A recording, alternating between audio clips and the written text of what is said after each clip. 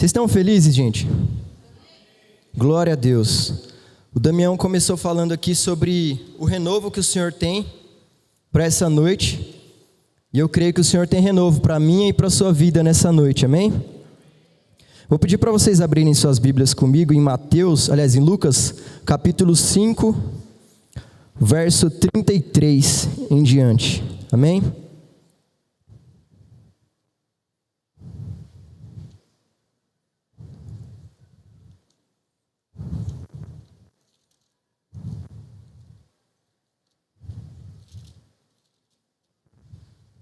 Glória a Deus.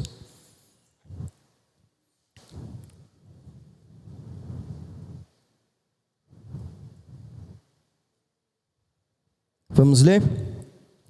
Diz assim: Disseram-lhe então eles: Por que jejuam os discípulos de João, muitas vezes, e fazem orações, como também os fariseus, mas os teus discípulos, Jesus, comem e bebem? Aqui Jesus ele estava num banquete junto com muitas pessoas, dentre essas pessoas muitos pecadores, eu acredito que todos pecadores, porque todos pecaram. Quem não pecou, por favor, ensina pra gente como, certo? E aí no meio disso, Jesus feliz comendo com os discípulos, de repente, alguém pergunta para ele por que os seus discípulos não jejuam. E aí Jesus vai no verso 34 e responde: Podeis vós fazer jejuar os filhos das bodas enquanto o esposo está com eles? Dias virão, porém, em que o esposo será tirado, e então naqueles dias jejuarão. E disse-lhes também uma parábola: Ninguém deita um pedaço de roupa nova para cozer, ou ninguém costura um pedaço de roupa nova em roupa velha, pois romperá a nova e o remendo não condiz com a velha. E ninguém deita vinho novo em odres velhos, de outra sorte o vinho novo romperá os odres, e derramará-se-á o vinho, e os odres se estragarão. Mas o vinho novo deve ser posto em odres novos, e ambos juntamente se conservarão. Vou mudar minha versão aqui porque está diferente do telão, tá bom? Para a gente ler todo mundo igual. Mas o vinho novo deve ser posto em odres novos, e ambos juntamente se conservarão.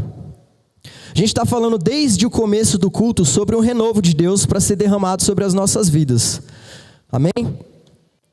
E quando se fala em renovo de Deus, eu penso que precisa de uma estrutura nova para comportar o renovo de Deus. Falando de estruturas, eu penso que as nossas estruturas, elas são compostas muitas vezes por pensamentos, sentimentos, comportamentos, que são movidos por tudo aquilo que formou a nossa vida no decorrer dos anos. E nós vamos ler um pouquinho sobre isso lá em 1 Coríntios, no verso 2, capítulo 2, verso 14. Eu vou tentar ser breve e falar devagar, porque eu estou empolgado. Se eu falar muito rápido, vocês falam, dá uma segurada, beleza?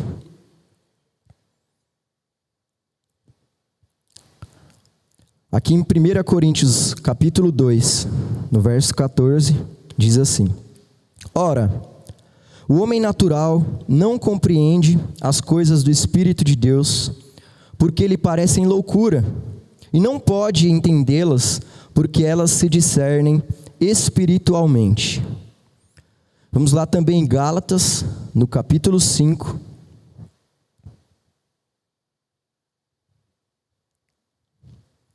Nós vamos ler do verso 19 ao 21.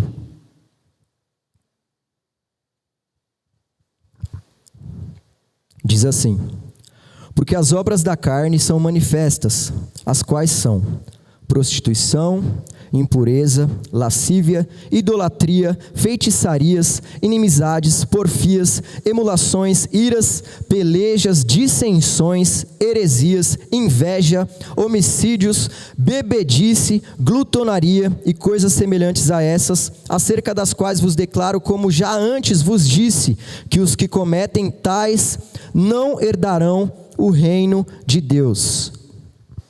Vamos também em 1 Coríntios, no capítulo 13, verso 4 ao 8.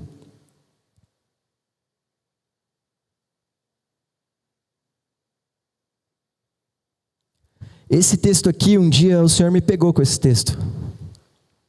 Eu estava orando, não lembro se foi de madrugada, se foi à noite. Eu acho que foi aqui na igreja, sentado naquele canto. Eu vim numa madrugada sozinho orar.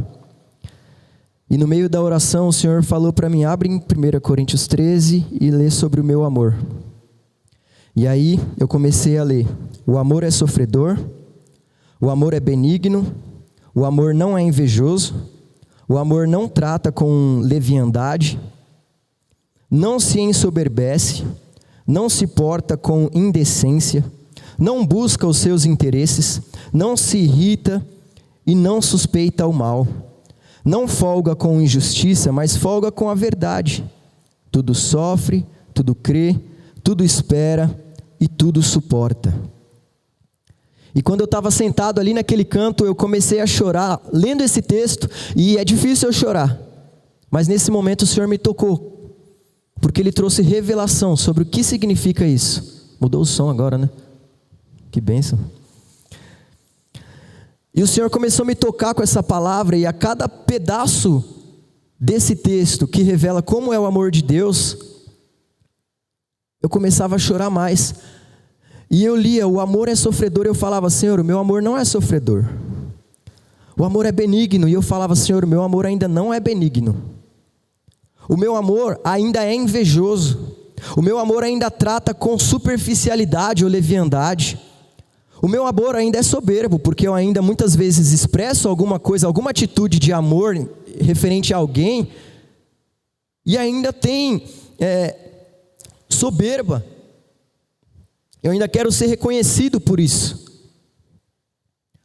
O meu amor muitas vezes, ele se porta com indecência, seja num pensamento, seja num sentimento gerado. O meu amor ainda busca os meus interesses.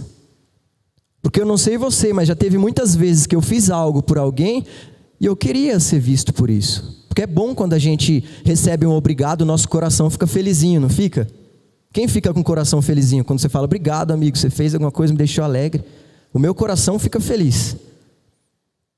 Só que eu não posso amar esperando o reconhecimento. O meu amor ainda se irrita. O meu amor ainda suspeita o mal das pessoas, porque muitas vezes eu olho para elas e eu tenho um pré-julgamento em relação a elas, e talvez eu estou comparando elas comigo mesmo, achando que eu estou certo e elas estão erradas. E quantas vezes eu já fiz isso? O amor folga com a verdade. E quantas vezes eu nem menti, mas eu não falei a verdade completa porque eu tinha medo de que as pessoas fossem pensar algo errado a meu respeito. O amor tudo sofre. Eu ainda não consigo sofrer tudo por amor, eu reconheço. O amor em tudo crê. Quantas vezes o amor que eu pensei ter foi fragilizado e eu deixei de crer. O amor em tudo espera, e eu sou muito impaciente, e o amor tudo suporta. Enquanto eu li essas palavras, eu chorava. Porque era como se o próprio Deus falasse para mim, filho, eu estou aqui, eu sou amor de verdade. Olha para mim, olha o que está faltando em você. Amém? Então, quando nós falamos de odres ou da roupa, nós falamos de estruturas. E eu acabei de falar de algumas características da nossa estrutura carnal. Porque nós lemos em Gálatas 5 sobre as obras da carne. Nós lemos e elas são reais. Nós lemos agora sobre o que é um amor de verdade. E agora nós vamos ler em 1 Coríntios. 1 Coríntios, capítulo 2, no verso 15 e 16.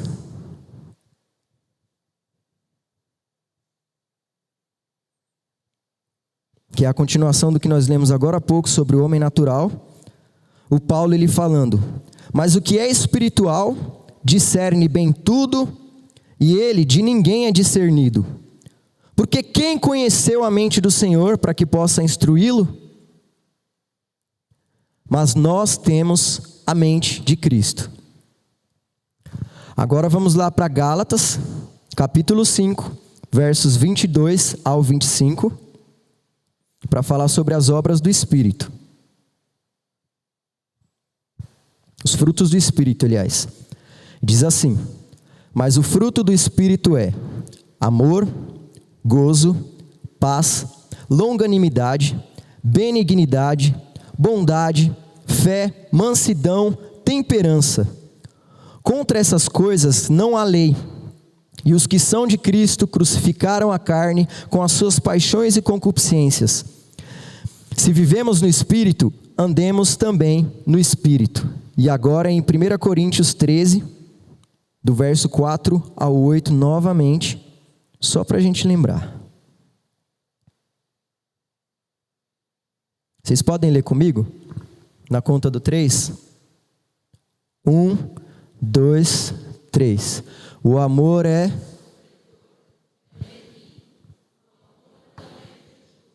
O amor não trata com leviandade.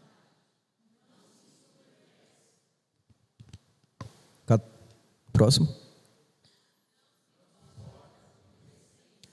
Não busca seus próprios interesses, não se irrita, não suspeita o mal. 6. Não folga com a injustiça, mas folga com a verdade.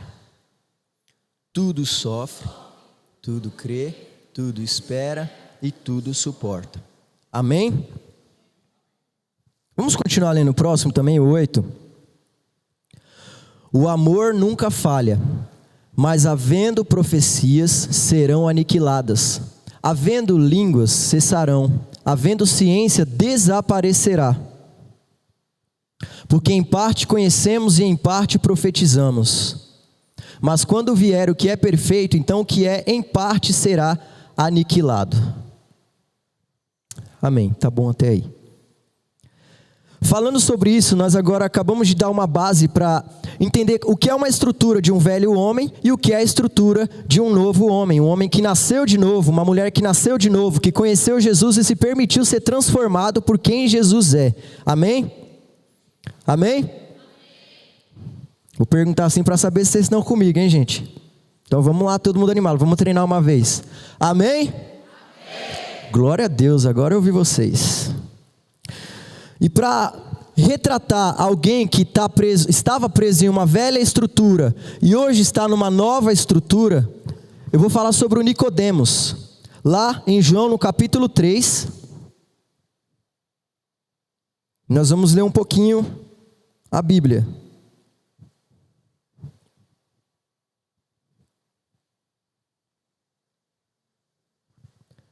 E diz assim o verso 1. E havia entre os fariseus um homem chamado Nicodemos, príncipe dos judeus. Nicodemos era um rapaz importante, aliás, um senhor importante.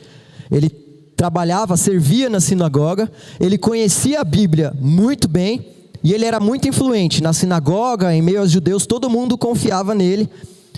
E ele era um fariseu, ele tinha uma base, ele tinha toda uma estrutura formada de pensamento, de sentimentos baseados na lei de Deus. E ele não negociava isso. Aí o Nicodemos, ele ouviu falar sobre um homem chamado Jesus, que estava andando lá pela Galileia, e estava fazendo umas coisas esquisitas, que não condiziam tanto com o que ele estava acreditando. E aí de repente, ele fala, vou me encontrar com Jesus, vamos saber o que está acontecendo, né?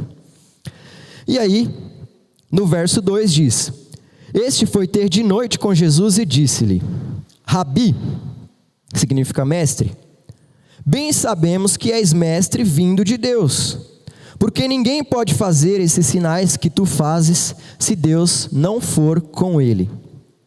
No verso 3, Jesus respondeu e disse, na verdade te digo que aquele que não nascer de novo não pode ver o reino de Deus.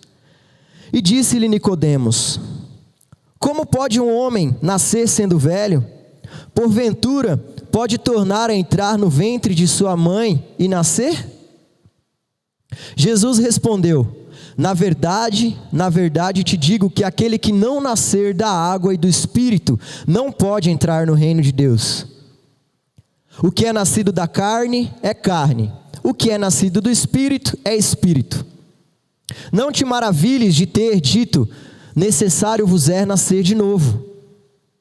O vento sopra onde quer, e ouves a sua voz, mas não sabes de onde vem, e nem para onde vai. E assim é todo aquele que é nascido do Espírito. E Nicodemos respondeu e disse-lhe: como pode ser isso? Jesus respondeu e disse-lhe: tu és mestre de Israel e não sabes isso? Na verdade te digo, que nós dizemos o que sabemos e testificamos o que vimos, e não aceitais o nosso testemunho. Se vos falei de coisas terrestres e não crestes, como você vai crer se eu falar de coisas celestiais? Ora, ninguém subiu aos céus, senão o que desceu dos céus, o Filho do homem que está nos céus. E como Moisés levantou a serpente no deserto, assim importa que o Filho do homem seja levantado, para que todo aquele que nele crê não pereça, mas tenha a vida eterna. Aqui nós vemos o diálogo de um homem que conhecia muito sobre Deus, mas esse homem não tinha conhecido Deus ainda. E aí de repente ele se viu diante do próprio Deus e ele falou para esse homem: não tem como alguém fazer as coisas que você faz se Deus não for com ele. Então, ou você é o próprio Deus, ou você é alguém enviado de Deus. Porque o Nicodemos não estava entendendo o que o Senhor estava fazendo naquele tempo. Ele não entendia. Ele estava preso a uma mentalidade antiga, ele estava vestido com uma veste antiga.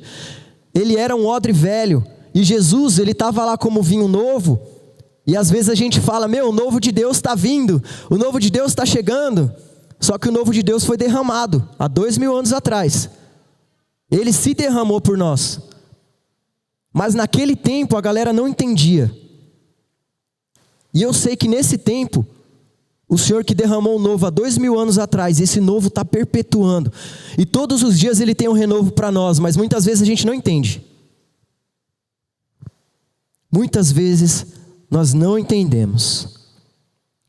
E aí o Senhor, no meio dessa conversa com Nicodemos, que era um homem da lei, que acreditava lá no sacrifício dos bichinhos para a remissão dos pecados, de repente Jesus vai, olha para ele e fala assim: assim como Moisés levantou a serpente no deserto, e isso foi algo maluco que aconteceu na época do Moisés, porque o povo tinha desobedecido a Deus, e Deus falou: eu vou lançar uma peste sobre o povo, e todo mundo vai ser picado por serpente, e todo mundo vai morrer.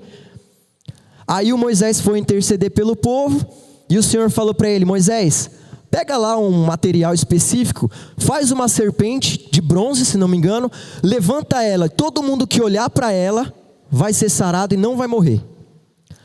Aí Jesus pega essa figura antiga, e fala para ele: importa que o Filho de Deus seja levantado, assim como a serpente foi levantada no deserto, para que todo mundo que olhar para ele, não morra. E isso me ensina uma coisa: a gente precisa olhar mais para Jesus. Amém? Nós lemos até qual versículo mesmo? Vocês lembram? 15. Amém. É até aí mesmo. Então, olhe para Jesus. Amém? Olhe para Jesus. Repete comigo: eu preciso olhar para Jesus. Que isso ecoe nos nossos dias. Nós precisamos olhar para Jesus, porque só quem olhar para Ele é salvo. E Ele tem solução para tudo. Porque às vezes a gente acha que dá para... Na verdade, talvez até dê para dividir, sei lá, não sei, as coisas da alma, as coisas físicas e tudo mais. Só que eu vi um Jesus que curou fisicamente, que curou emocionalmente, que curou espiritualmente, que salvou em todos os aspectos. Então Jesus está sobre tudo. Ele tem solução para tudo. Olha para Ele. Olha para Ele. Amém? Além do Nicodemos, eu lembro também do Pedro. O Pedro, ele andou com Jesus por 3 anos, e ele andou como alguém convencido, porque ele estava lá no barquinho pescando, não deu certo a pesca, aí ele viu Jesus andando lá, pregando. Jesus pediu para ele: olha, vai lá para o lugar mais fundo e lança a rede do outro lado. Aí o Pedro lançou a rede do outro lado, e talvez ele estava com medo de não conseguir o sustento para ele naquele momento. E aí vai o Pedro, que já tinha pescado a noite inteira, de repente o barco enche de peixe, e o Pedro fala: nossa, esse homem aí é poderoso. E aí ele vai e começa a seguir o Jesus.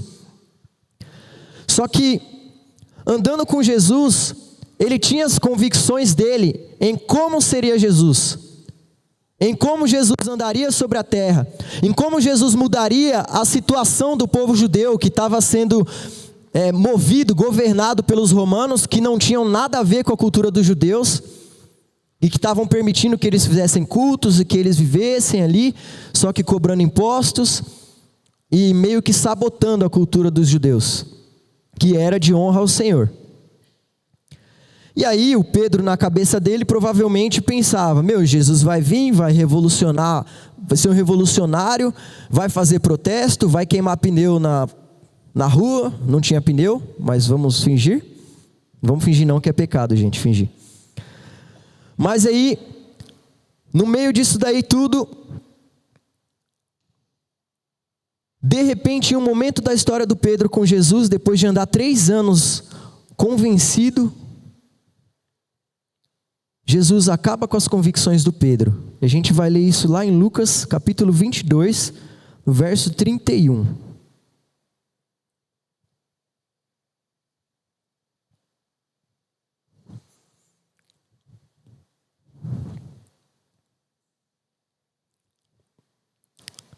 Aqui, em algum dos momentos que o Pedro estava se sentindo top. Alguém já se sentiu top na vida? Fica com vergonha não, irmão, já me senti top. Levanta a mão aí se você já se sentiu top alguma vez na vida. Às vezes a gente se sente bom, não é? Nesse momento aqui o Pedro se sentiu bom. E aí Jesus olha para ele e falou assim: Simão, Simão. E aí a gente lê, quando Jesus fala 2 vezes o começo da frase, né? Ele fala 2 vezes a mesma palavra. Em alguns momentos isso é bom, mas em outros momentos eu acredito que o pessoal ficava com medo, porque quando o meu pai, tá ali atrás, falava Lucas, Lucas, ele não falava muito desse jeito, ele dava só uma olhada. Mas se ele falasse Lucas, Lucas, aí dava medo. E aí Jesus, em alguns momentos, ele fala em verdade, em verdade. Então ele está falando, presta atenção, isso é sério. Não que as outras palavras não sejam, mas essa é séria. E aí Jesus olha para o Pedro, que estava lá se sentindo top, e fala: Simão, Simão, eis que Satanás pediu para cirandar você como um trigo, mas eu roguei por você, para que a sua fé não desfaleça, e você, quando se converter, confirmar aos seus irmãos.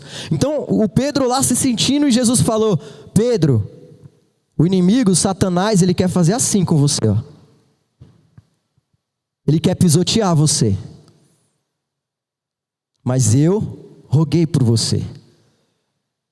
E aí, ele rogou para que a fé do Pedro não desfalecesse, e para que quando Pedro se convertesse de verdade, ele confirmasse os irmãos.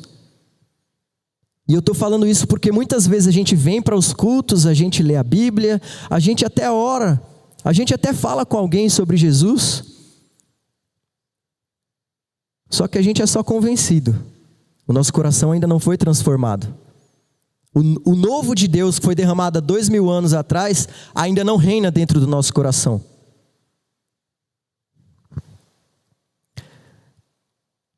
E aí depois disso, o Pedro disse: Senhor, estou pronto a ir contigo até a prisão e a morte.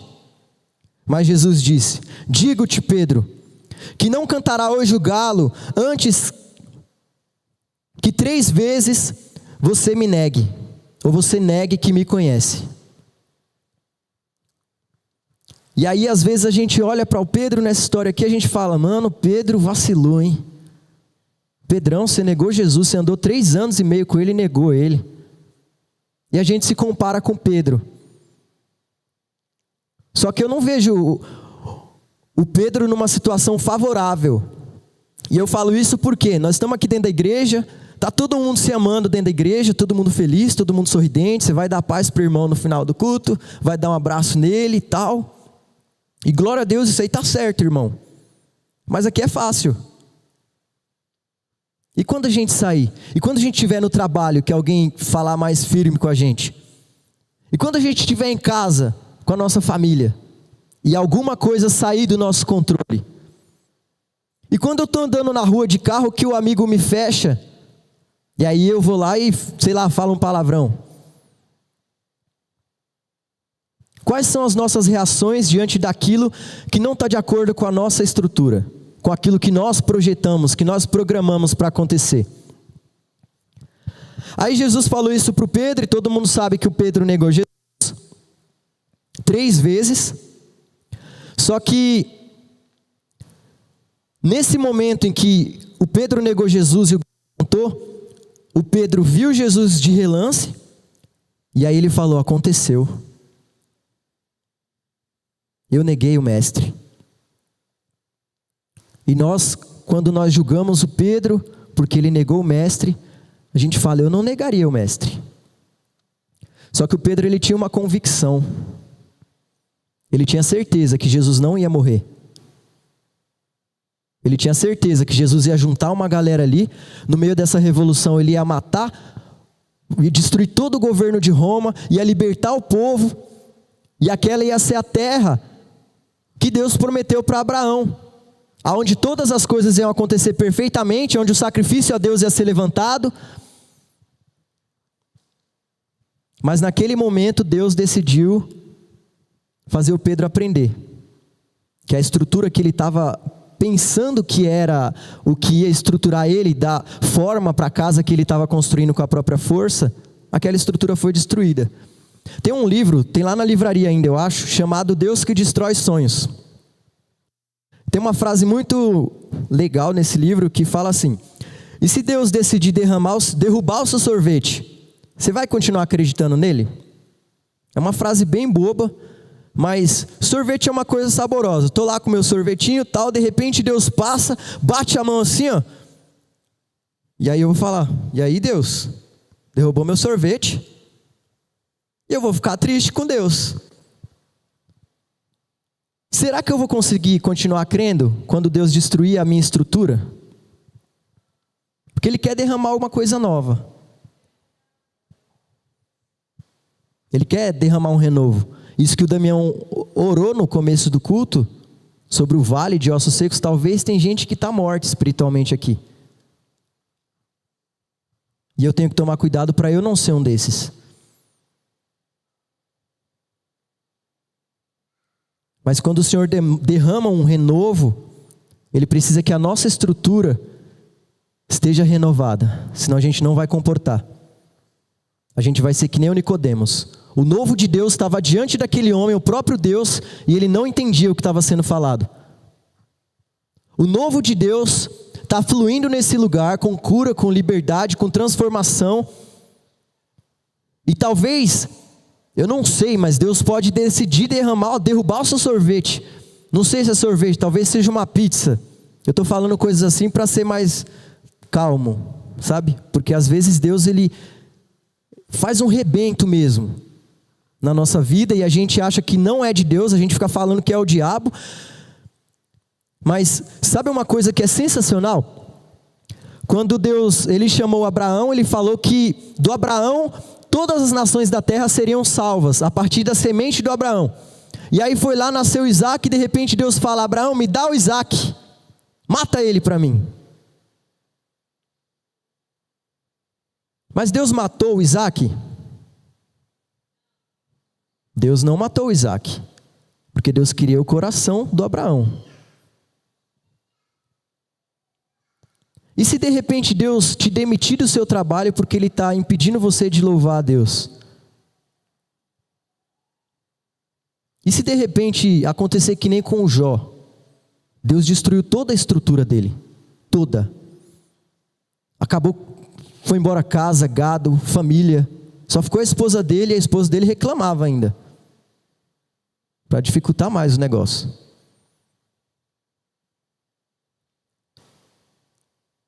Se Deus decidir derramar só Coca-Cola, seu prato de macarrão com almôndega, você vai continuar gostando de Deus? Só que o Senhor, sabendo que a estrutura do Pedro ia ser destruída, e ele ia voltar para a vida antiga, o Senhor teve um momento de redenção e renovo do odre, renovo da estrutura. Depois que toda a estrutura dele já tinha acabado, o Senhor encontrou ele na praia. Isso está lá em João capítulo 21.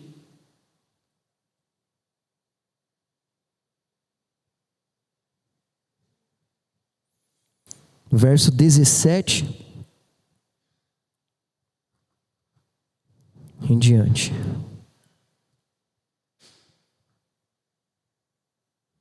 Caiu alguma coisa ali, hein, gente?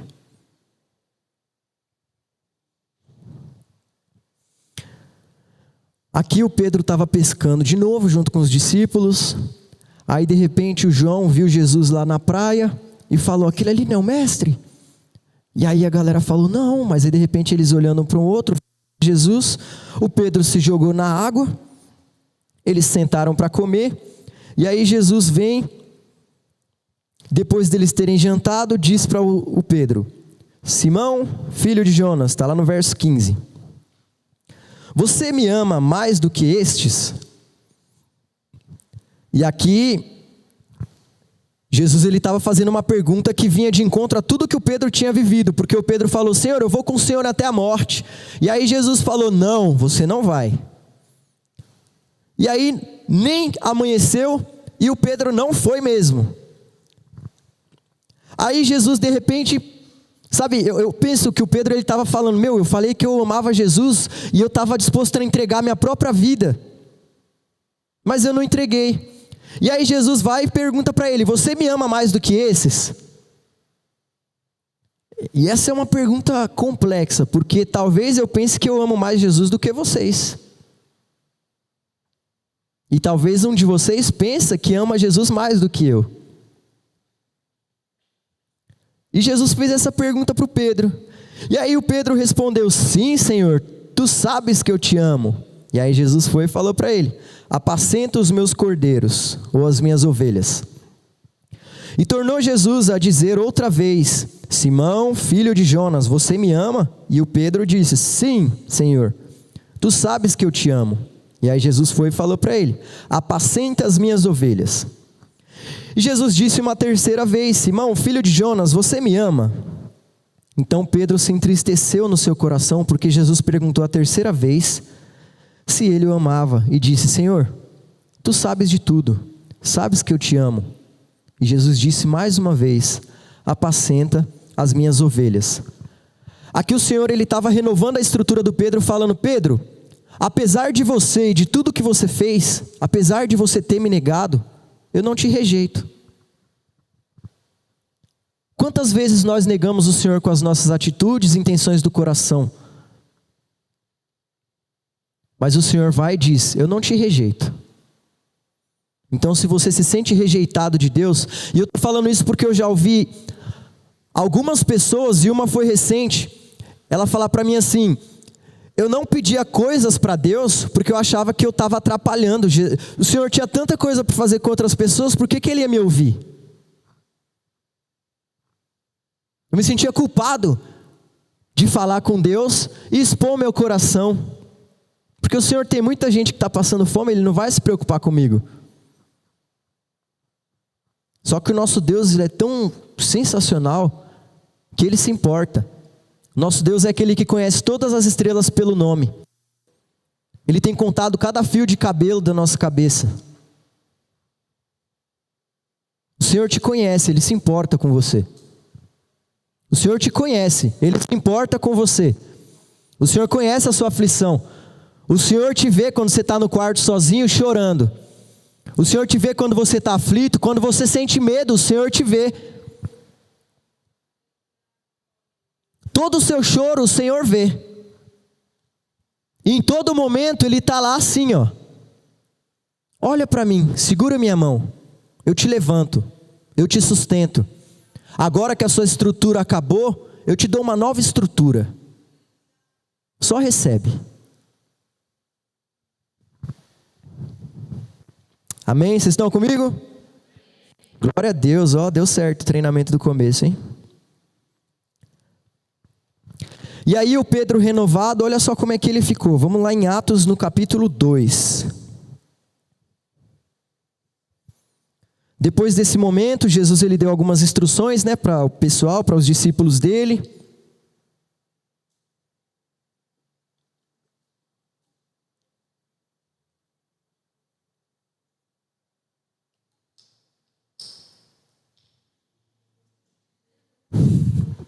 Que triste, né? Tudo bem.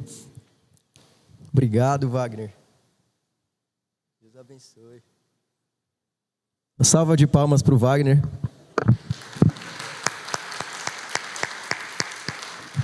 Glória a Deus pela sua vida, irmão. E aí... Nossa, até me perdi quando a tampinha caiu. Mas amém. O Pedro... No meio de toda essa situação, o Pedro, depois de ter encontrado com Jesus, eles receberam algumas orientações. E aí Jesus mandou eles para Jerusalém esperar.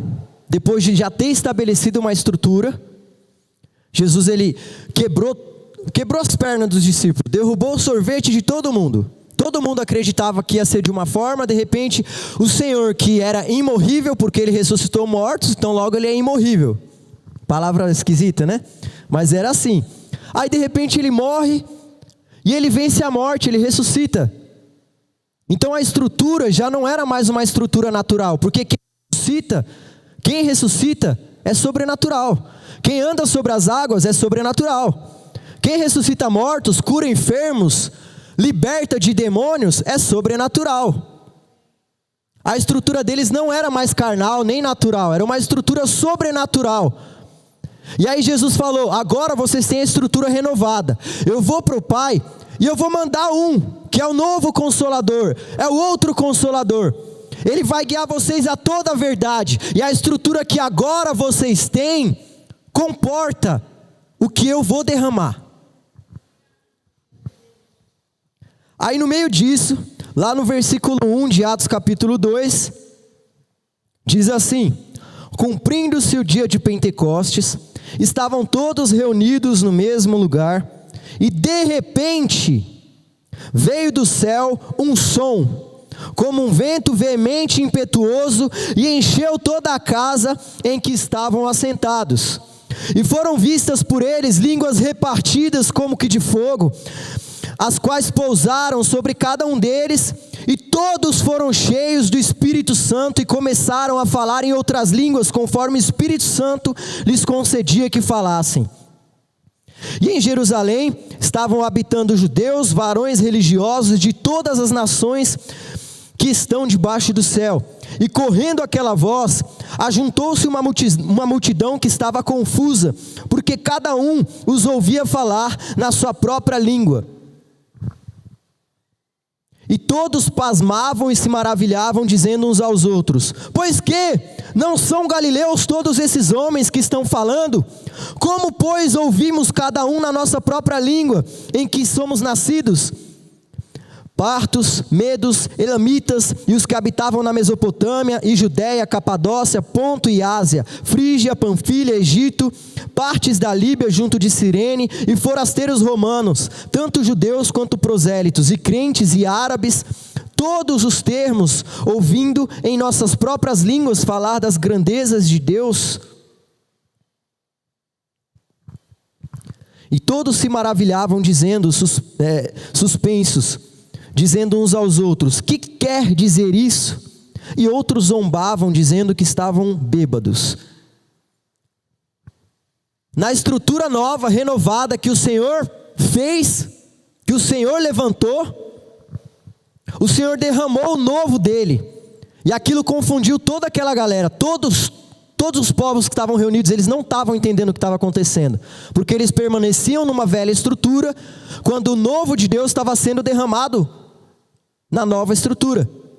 E aí o Pedro, que em outro momento estava numa velha estrutura, não entendia e era só convencido, agora cheio do Espírito Santo, ele foi convertido porque mudou algo dentro dele. E aí no meio disso tudo, o Pedro, já não convencido, mas convertido, se colocou de pé, com os 11 discípulos e levantou a voz no meio de todo mundo. O Pedro podia ser morto. Agora ele estava disposto a morrer por Jesus. Agora o que acontecesse, o Pedro falava: eu estou aqui, pode me levar, mas eu não vou deixar de falar de Jesus. Você tem falado de Jesus? Responde para você mesmo. Porque no mundão, se a gente falar de Jesus, todo mundo vai relativizar o que é verdade, o que é mentira, o que é pecado e o que é certo, o que honra ao Senhor. Tudo parece que é relativo no mundo. Tudo depende do ponto de vista. Mas no ponto de vista do céu, não é relativo.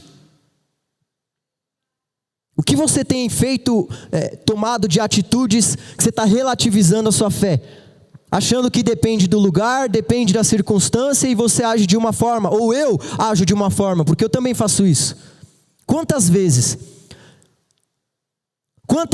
nós pegamos a graça do Senhor, e aí assim como está escrito em Hebreus, a gente negocia a verdade de Deus e a gente pisa no sangue de Jesus. Nós precisamos nos arrepender.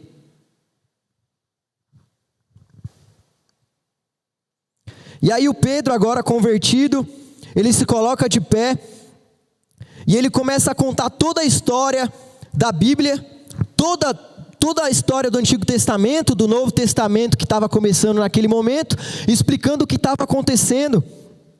E o que me chama a atenção é que nesse momento, diz lá no verso 38, disse-lhes Pedro: arrependam-se cada um de vós e sejam batizados em nome de Jesus Cristo para perdão dos pecados e recebereis o dom do Espírito Santo.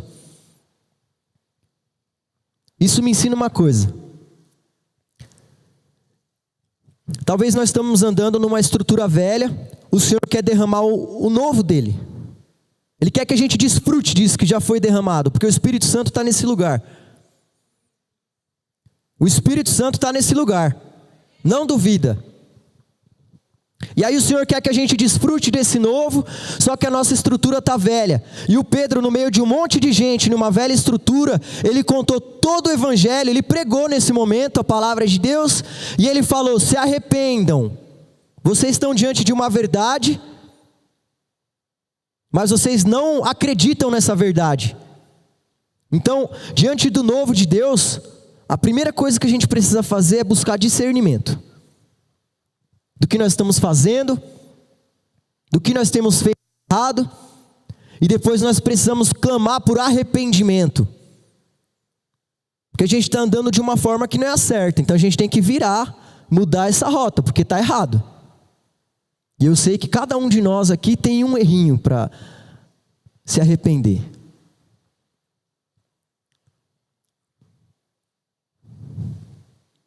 Irmãos, Jesus faz umas coisas tão malucas aos nossos olhos. Eu ouço histórias, leio, de pregadores que falavam do pecado, e hoje a gente fala do pecado e fica todo mundo tranquilinho. Beleza, isso é pecado. Mas em algum momento da história, Deus decidiu se revelar e revelar o que é o pecado para as pessoas. E um dos pregadores, eu não lembro se foi John Wesley, ele pregava e falando do pecado, as pessoas, Deus abriu a visão das pessoas, elas pensavam que iam cair no inferno, e elas se agarravam nas pilastras de desespero. A minha oração é para que a gente fique tão desesperado, por saber que a gente está em pecado, que a gente não consiga não clamar, a gente não consiga parar de orar, a gente não consiga parar de orar pelo nosso irmão, que talvez está desesperado também, não sabe qual é a verdade.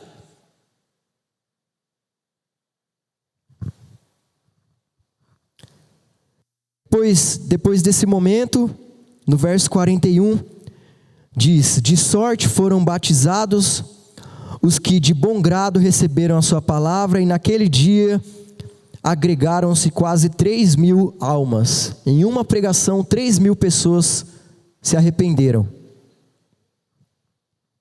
E isso é o que acontece quando o Espírito Santo é derramado sobre estruturas novas.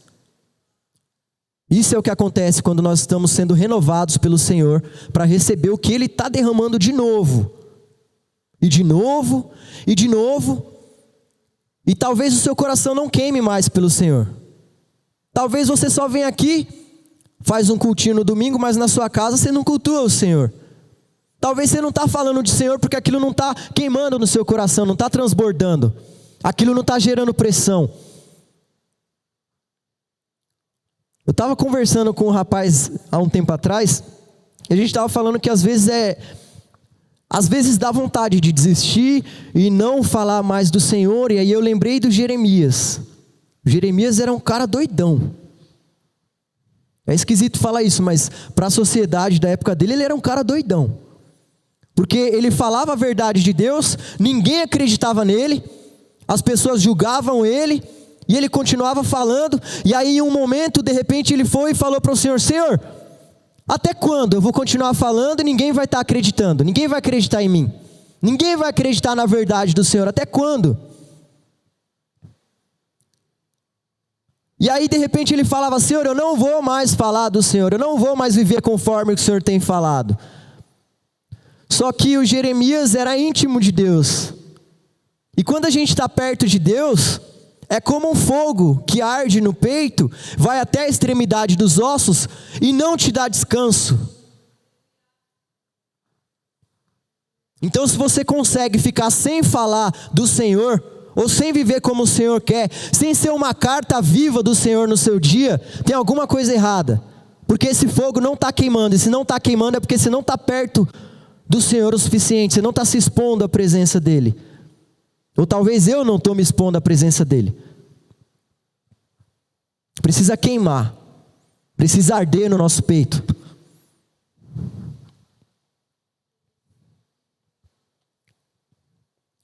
Lá em Romanos 12:2, o Paulo ele falou assim: não se conforme com esse mundo, mas seja transformado pela renovação da sua mente.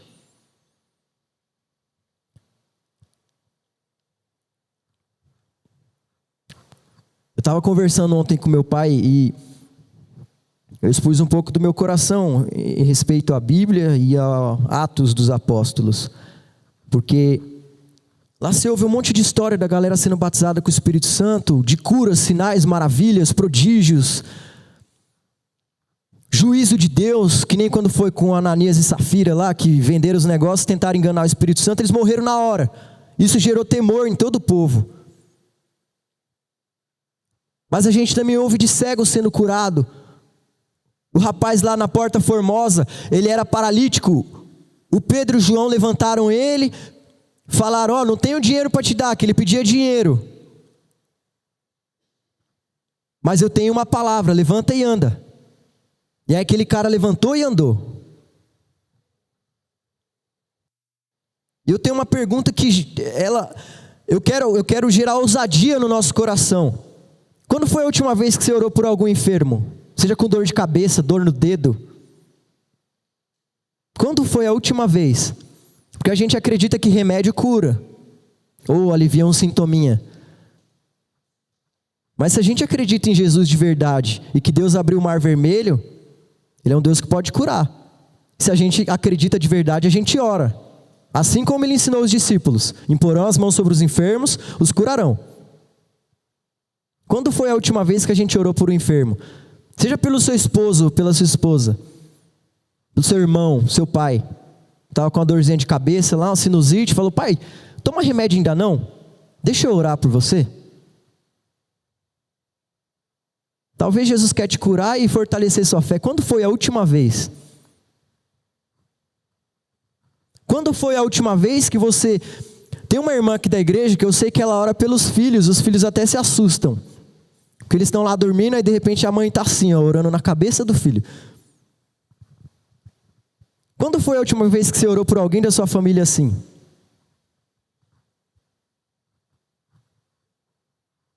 Se a gente tem fé, a fé sem obras é morta. Se não tem nenhuma obra de fé, nenhuma atitude que expressa a sua fé no Senhor, está morto.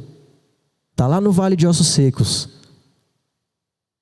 Alguém precisa se levantar em profecia e, segundo a voz do Senhor, dizer aos ossos que se juntem, às ligaduras e aos músculos, aos nervos que sejam formados, e aí depois clamar: Senhor, o que eu faço agora? E aí o Senhor fala, profetiza a vida. E aí de repente esse profeta se levanta e fala: vento que vem dos quatro cantos, sopra a vida nesses ossos. E aí quando o vento sopra, há um renovo, se levanta um povo que não tem vergonha do evangelho, que não tem vergonha de pregar salvação, que não tem vergonha de orar por um enfermo, que não tem vergonha de ver alguma coisa errada e falar: isso aí é errado, isso é pecado. E por mais que não seja de uma forma bem bruta, você pode chegar no irmão e falar: irmão, isso que você fez não está certo não. Só que enquanto a gente não for convertido, estivermos como convencidos, seguindo Jesus, mas não querendo andar como ele andou, isso não vai acontecer. Eu estava lendo um texto de Isaías, capítulo 11, que fala sobre a realidade de um lugar aonde Jesus reina. Primeiro ele fala sobre quem é Jesus, como que Jesus viria. Olha que sensacional como Isaías descreveu o reino do Messias. Ele falou: porque brotará um rebento do tronco de Jessé, e das suas raízes um renovo frutificará. E repousará sobre esse renovo o Espírito do Senhor, Espírito de sabedoria, de inteligência, e o Espírito de conselho e fortaleza, e o Espírito de conhecimento e de temor do Senhor. E ele se deleitará no temor do Senhor, e não julgará segundo a vista dos seus olhos, nem repreenderá segundo o ouvir dos seus ouvidos. Olha só, aquele que tem o Espírito do Senhor, ele tem sabedoria, ele tem inteligência, ele tem capacidade de aconselhar, ele tem espírito de fortaleza, espírito de conhecimento, e para fechar todo essa estrutura que o Senhor estabelece a partir do Espírito dele enchendo alguém, ele fala: ele vai ter temor do Senhor, e ele vai se deleitar no temor do Senhor, e o temor do Senhor vai guiar todos os julgamentos dele. A gente julga as coisas, tudo que acontece a gente julga. A Fabi acabou de bocejar, eu julgo que ela esteja com sono. Eu estou com sono também, tá, gente? Tá tudo bem, a gente sente sono.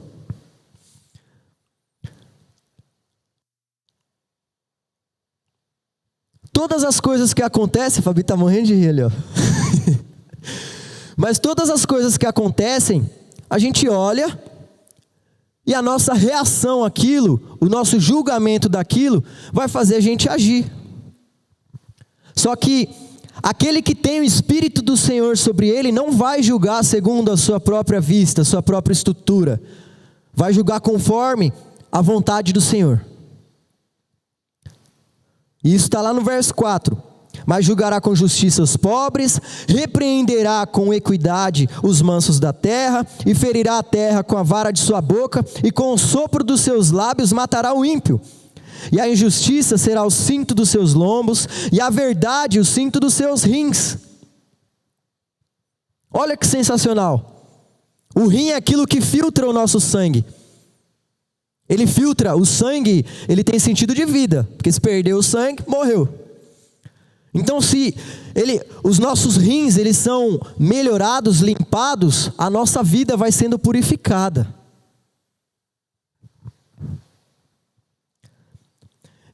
E lá no verso 6 ele diz: e morará o lobo com o cordeiro, e o leopardo com o cabrito se deitará, e o bezerro e o filho do leão, e a nédia e a ovelha viverão juntos, e um menino pequeno os guiará. Olha que loucura, um lobo e o cordeiro habitando junto. O lobo come cordeiro, mas eles vão habitar juntos no reino onde o Senhor reina.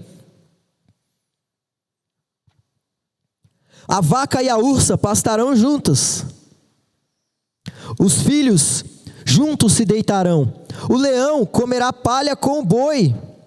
Brincará a criança de peito sobre a toca da áspide.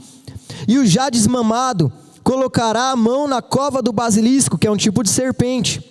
E não se fará mal nem dano algum em todo o monte da minha santidade, porque a terra se encherá do conhecimento do Senhor, como as águas cobrem o mar.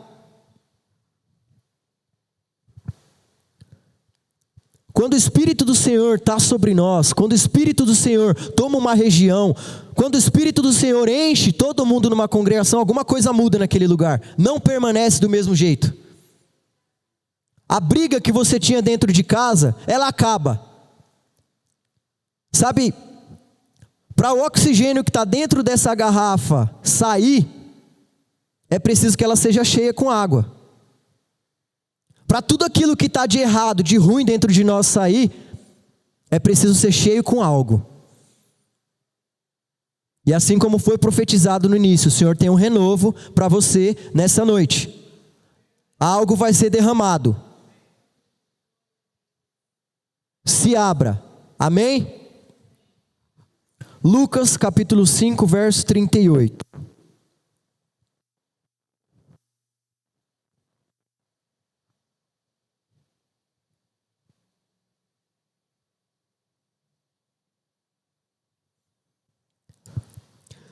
Mas o vinho novo deve ser posto em odres novos, e ambos juntamente se conservarão. Ninguém tendo bebido vinho velho, quer logo novo, porque diz, melhor é o velho. Isso daqui me deixa intrigado. O Senhor diz que quando Ele derrama algo novo sobre nós, o vinho novo e o odre novo, a estrutura nova, ambos se conservam. Só que depois ele fala, o vinho velho é melhor. Sabe o que significa? Quando o Senhor derrama algo novo sobre nós, é bom a gente se apegar mais a Ele. Porque o vinho novo vai ser conservado junto com o odre novo. E ele ainda não está preparado para que os outros bebam. Isso significa que vai passar por um processo. Não rejeite os processos do Senhor. Porque o Senhor está conservando o vinho novo no odre novo. E no tempo certo, Ele vai falar, agora derrama sobre a vida de alguém esse novo que eu derramei sobre você. Amém? Gostaria que a gente se colocasse de pé, nós nos colocássemos, vocês, né, que eu já estou de pé.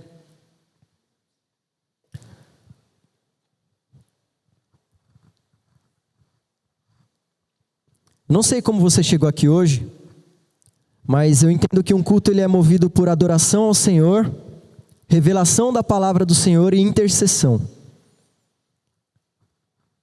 Eu gostaria que quem aqui entende que precisa de um renovo, levanta sua mão. E eu vou pedir para o irmão que está do seu lado.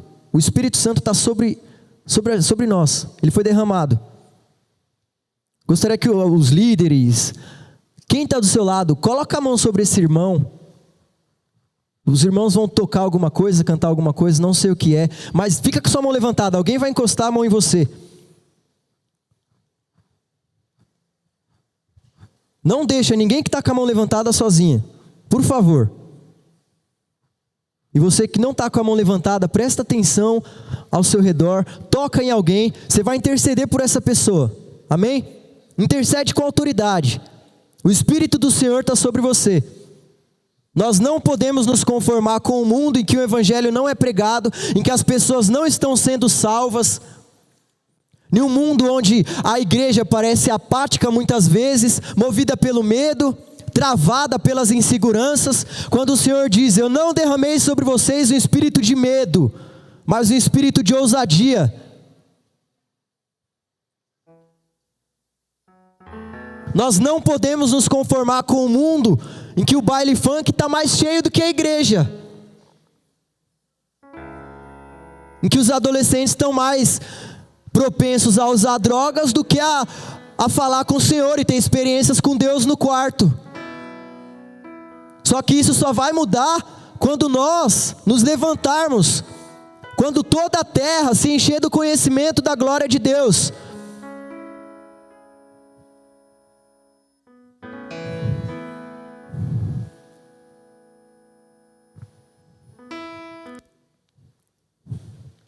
Pode começar a orar, irmão. Não se retenha. Vamos só interceder.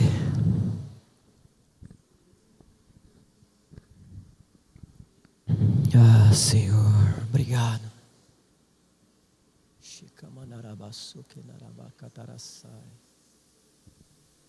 Nós te amamos, Jesus.